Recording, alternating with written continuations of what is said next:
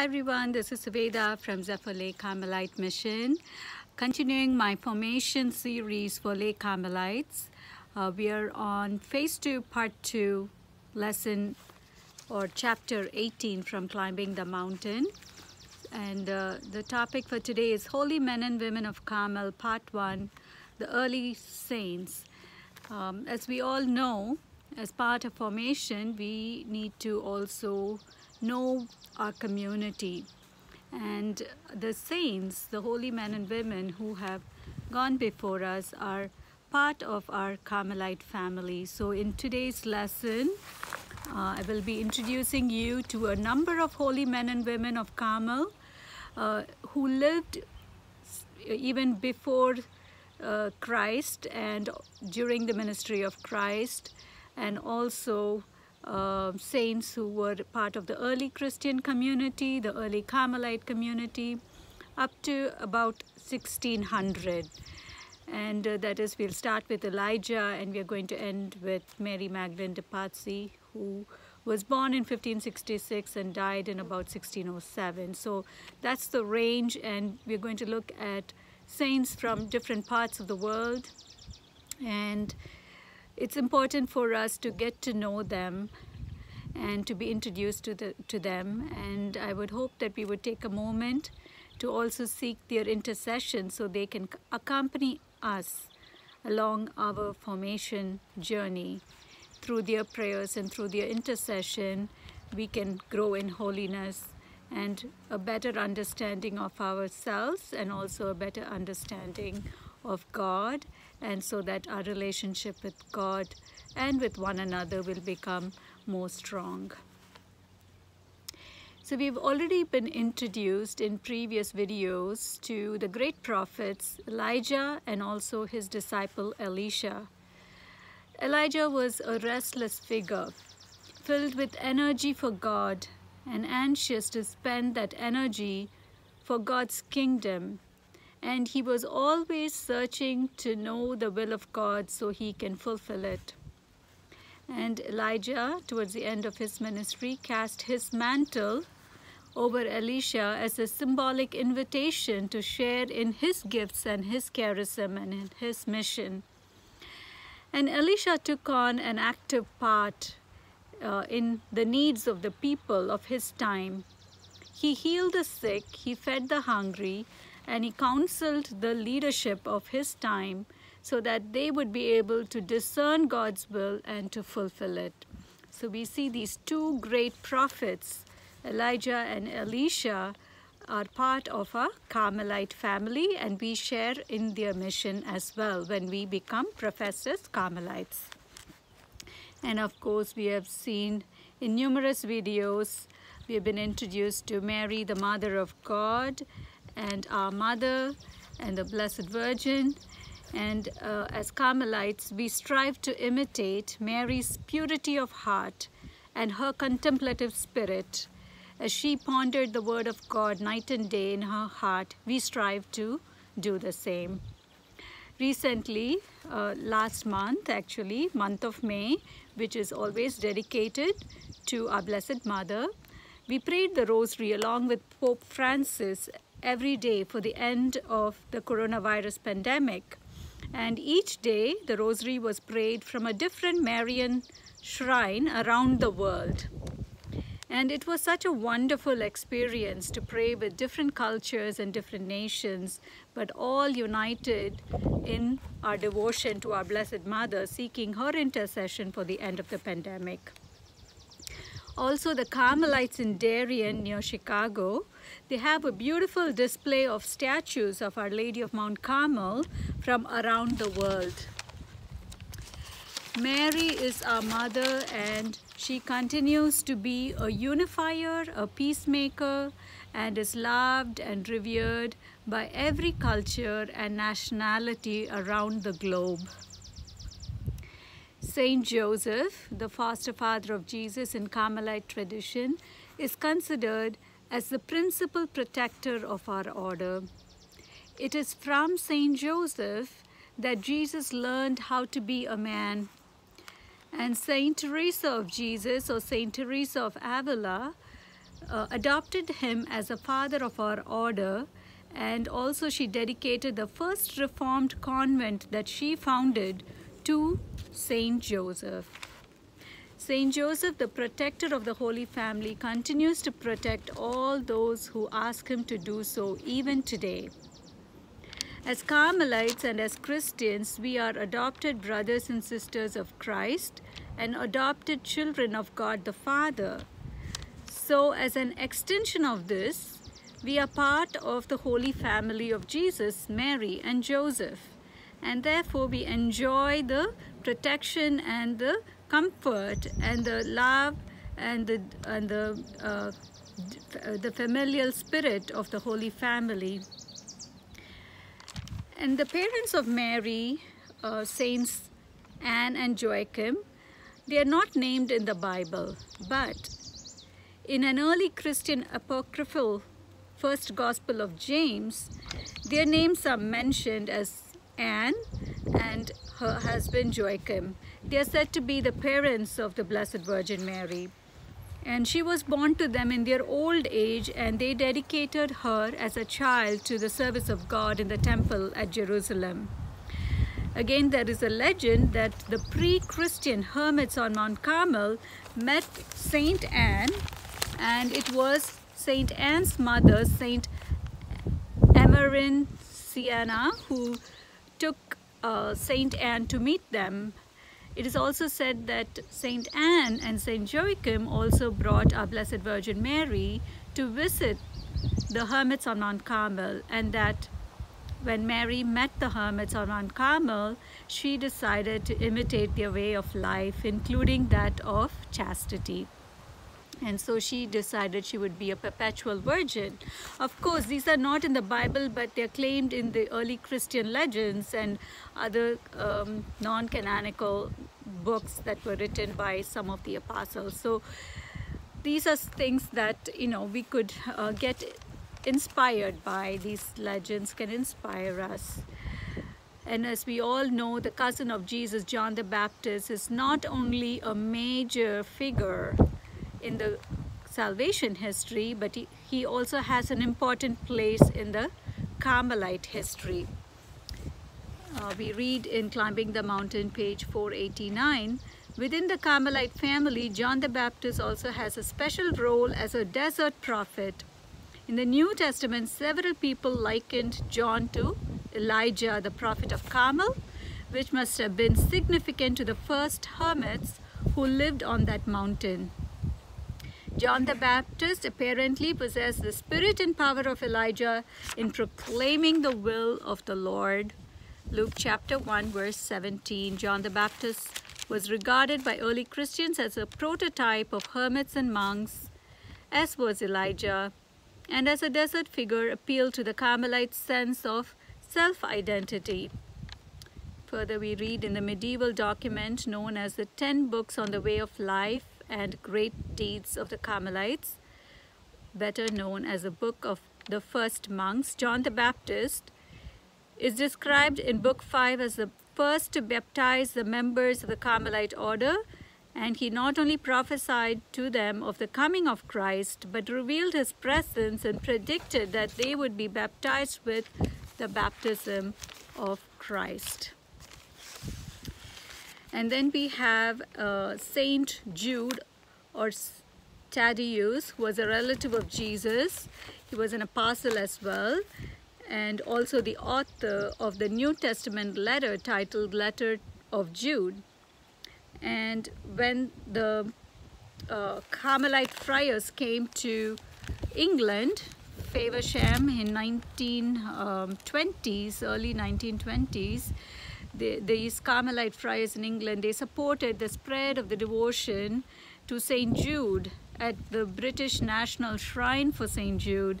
And they printed holy cards and booklets, and they would receive donations from, this popular devotion to St. Jude, and that helped support the friars.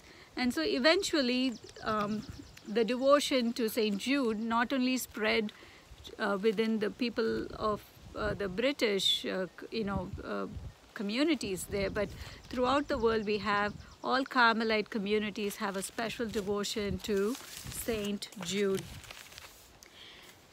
And then we go on to the early Christians after Christ, and again I'd like to read from page 493 on this early Christian saints who were important for the Carmelite history as well as the salvation history. Carmelites have always felt a special affinity with the first community of believers in Jerusalem. Among the early saints to whom Carmelites have turned, particular mention should be made to the early fathers and mothers of the church, sometimes known from the Latin for father as the patristic writers. In the first few centuries of early church figures such as Justin Martyr from 100 to 165 AD, and then you have Irenaeus of Lyons, he lived from roughly 130 to 200 AD, and then you have Origen, who lived from 185 to 254, Basil of Caesarea from 330 to 379, Cyril of Alexandria, who died around 444 AD. All of them helped to develop key Christian doctrines, and so they are all saints to whom we can seek help from to get a better knowledge of our faith and for their intercession, so that we can grow in holiness. And these saints established the canon of the New Testament and saw that Christianity developed from a persecuted religion to one embraced by the state, which happened around the time of Emperor Constantine. And among the early saints, particularly important for the development of the Carmelite way of life were the hermits, the ascetics, and the monks known collectively as the Desert Fathers. And this is also true for the Eastern Christians, as for Eastern Rite Orthodox faith, as well as for Catholics. Inspired by the experiences of Christ and John the Baptist in the desert, they fled the cities in order to devote themselves to God through solitude, labor, poverty, fasting, charity, and prayer. Gradually, individual hermits came together to form communities for mutual support. And of course, we all know that Saint Anthony the Great of Egypt, 251 to 356 AD, is usually regarded as a father of monasticism. Especially for the Eastern Orthodox, they have a great, and the Coptics as well, they have a great reverence and love for Saint Anthony the Great of Egypt. And he is regarded as the one who taught the value of a desert existence for purifying the desires of the heart in order to come to union with the divine. From small communities in the deserts of North Africa and the Middle East, eremitic monasticism, that is solitary hermits, developed into co-innovatic monasticism, that is communities following a shared way of life. So all these saints from the early Christian time, including Saint Anthony the Great, are not only great examples and role models for us, but their intercession and their prayer can be a huge assistance for us in order for us to be able to gain spiritual growth, spiritual understanding, and holiness in our life. The historical records show that our order originated about in the 13th century, and it was from a community of hermits who lived on Mount Carmel. That's the recorded history, but we kind of, through legends and other writings, trace it way back to Elijah. And in our Rule of St. Albert, there's a mention of a brother B, and that rule was addressed to this brother B, who was possibly Saint Berthold, who was could have been the first or the second prior general of Carmel. And also there was this saint or prior called Brocard, who may have been the first prior of the order. We don't know whether it was Saint Berthold or Saint Brocard who was the first prior general, but we do know that we can ask for the intercession of both these friars who can intercede for us. And they are referred to as Brother B in the roll.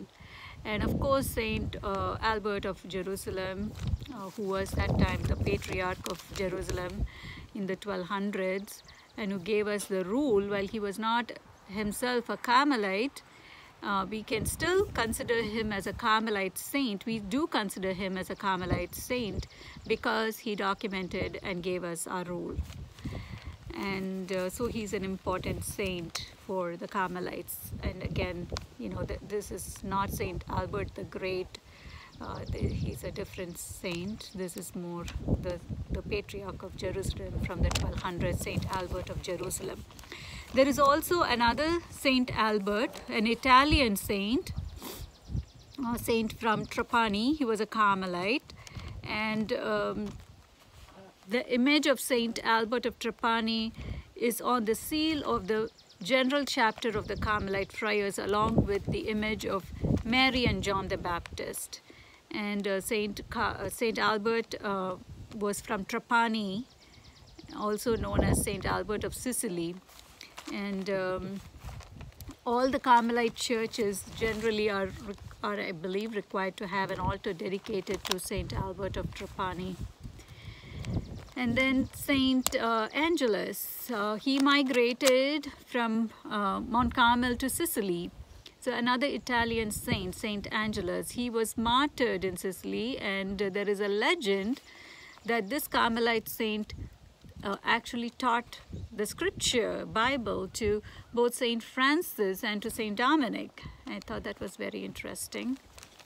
And Saint Simon Stock, who is very popular, was an Englishman, and he was probably the 6th prior general of the Carmelite order.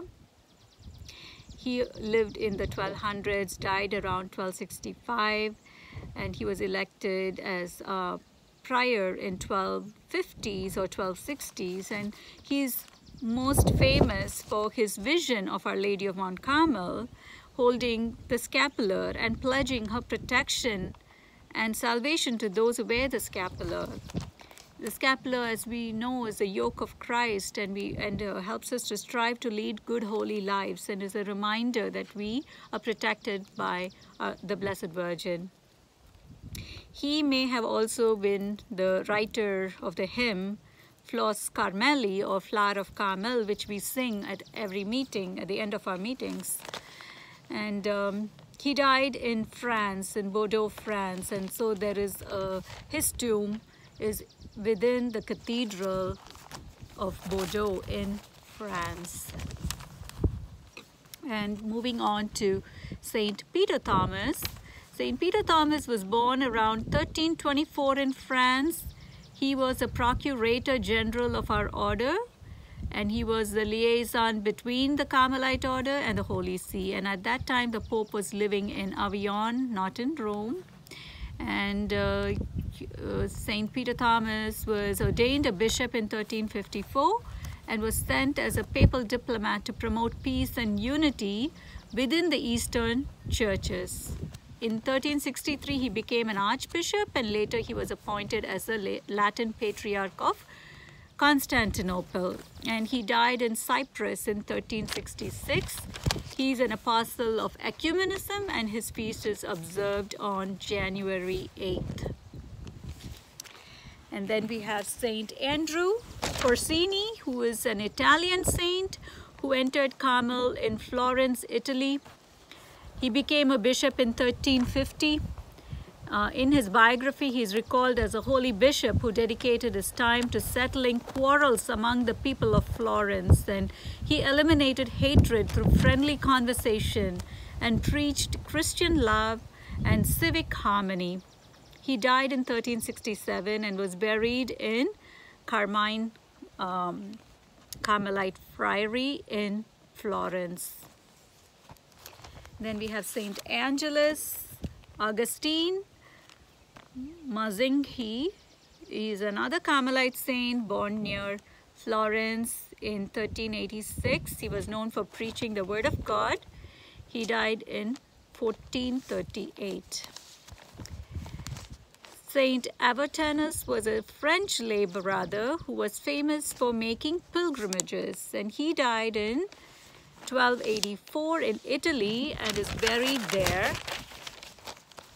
And so we have, different saints who are known for different, aspects, like Saint Romeus of Limoges was probably a companion to Saint Angelus Augustine Mazinghi, who is known for making these pilgrimages. And he may not have been Saint Romeo may not have been a Carmelite, but because he was probably a companion of Saint Angelus, he was also considered as a Carmelite saint. And among the holy people of Carmel, we have some prominent ones or famous ones or affluent ones, like Saint Telesphorus. He was an early pope, and Saint Cyril was earlier prior general.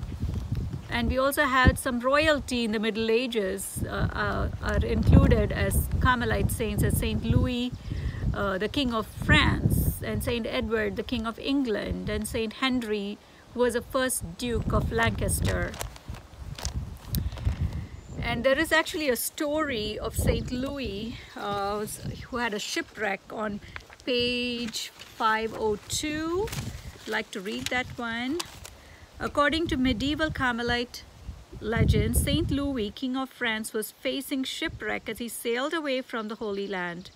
Hearing a monastery bell sound over the waves and learning that it was a community on Mount Carmel, he promised Our Lady that he would pray there if he survived the storm. He duly did so and was so impressed with the brethren that he took some of them back to Paris, from where they spread throughout France and Germany. The episode is depicted in stained glass at Boxmeer Carmelite Priory in Holland. So that's another story of the famous Saint Louis of our Carmelite tradition. Next we have three lay Carmelite saints, Joan, Blessed Joan of Toulouse in France, Blessed Franco of Siena in Italy, and Blessed Louis Morbidelli. We are going to discuss their life briefly. So, Blessed Joan of Toulouse in France worked with the poor and sick in France, and she prayed the whole Psalter daily, and she lived in the late 1200s. As we know, we are only required to pray the morning office, the evening prayer, and the night prayer, but I too love to read and pray the whole Psalter daily. If you have the time, it doesn't take too much time, honestly, because they're basically psalms, 3 psalms that you pray, and then a few prayers and a reading, and it doesn't take a whole lot of time, and can be a beautiful habit to pray all the 7 hours, daily.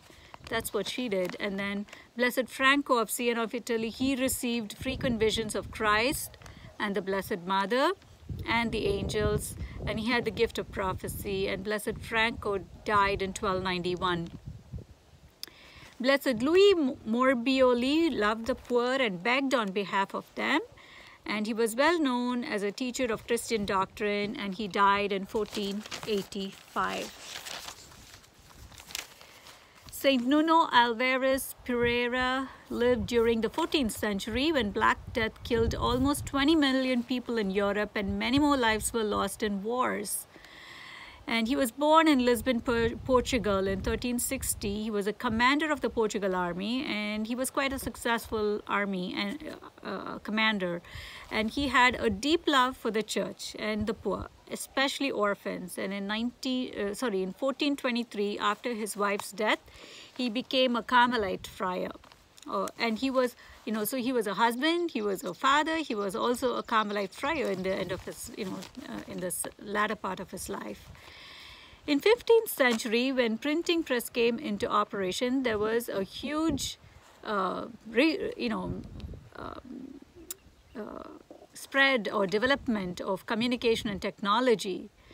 And we see that it sparked several reforms, not only in the society, but in the church and of course within Carmel. And most of these reforms were basically bringing the orders back to living the original rule. So in our Carmelite reforms, it was going back to living authentically the rule of Saint Albert in a more strict way. That was the general theme of all the reforms. And Blessed Bartholomew Fonti from Mantua, Italy, and his congregation of Mantua led one of the first early reforms.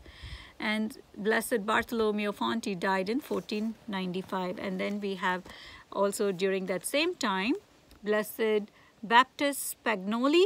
He was another Carmelite of this reform. He lived from 1447 to 1516. Blessed Joanna Scopelli was a woman religious who was part of the reform of Mantua, and she lived from 1428 to 1491. Blessed Archangela Girlani lived from 1460 to 1495. And of course, our most beloved Blessed John Soreth, without whom we would not have any women religious or women or lay Carmelites in our order. As we already said, he was a prior general who incorporated women and lay religious into the order. He held the post of prior general from 1451 until his death in 1471. In those days, they didn't have elections every so often. Once the prior general, a prior general is, continues that post until their death. So in those time, and he's also known for securing the papal bull Cum Nulla, as we know, in 1452.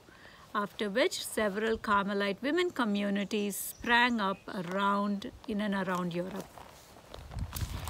John was assisted by Blessed Francis de Amboise. So just like how we see St. Teresa of Avila and St. John of the Cross had this beautiful partnership with getting the reform going, the same way we have here Blessed Francis de Amboise, the widow of Duke of Brittany, who helped with founding Carmelite nuns in France. And she lived from 1427 to 1485. Blessed Aloysius Rabata was a Carmelite prior born in mid-15th century, and he died in 1490. He was also from Trapani in Italy, like Saint Albert of Trapani is in the same place. The great mystic and reformer, Saint Teresa of Jesus. I mean, she is absolutely the most popular saint, and Saint Teresa of Avila, as we popularly call her.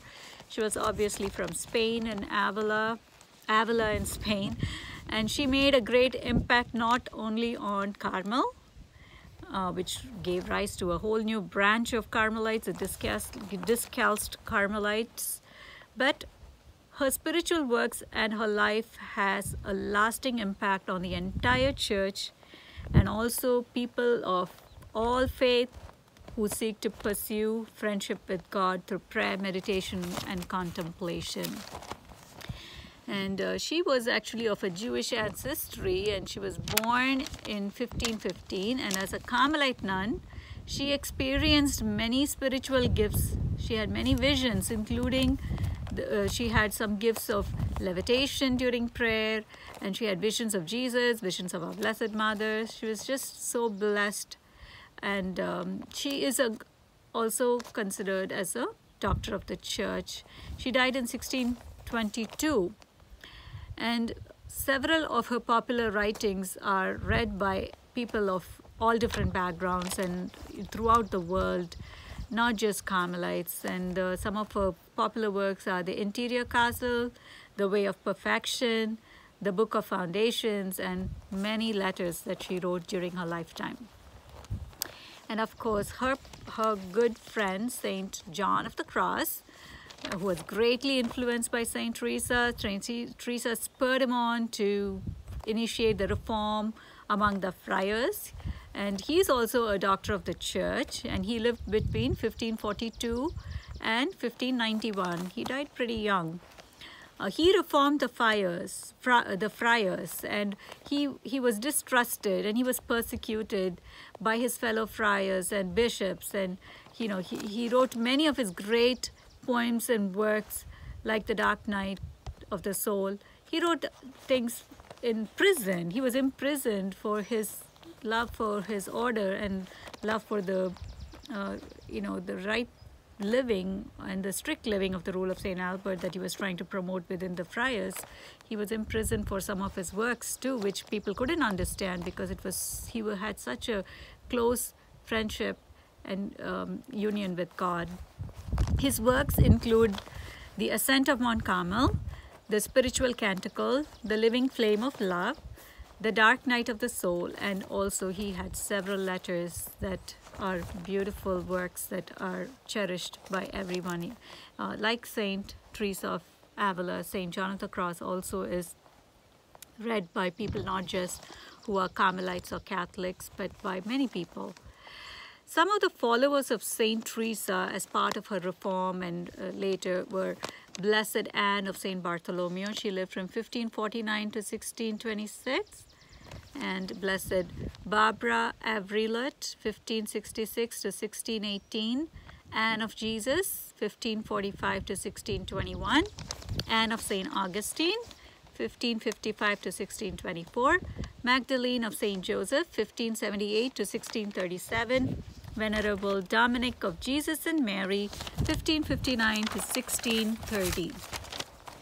I'm kind of rushing here because there's so many saints, so I would, of course, this is just a summarization of the lesson, and you would have to, really go and read Climbing the Mountain, meditate, and ask these saints to adopt you so they can pray for your spiritual growth. That's what I do. Is when I learn of new saints, I immediately ask them to take me under their wing, to pray for me so that I will grow in holiness.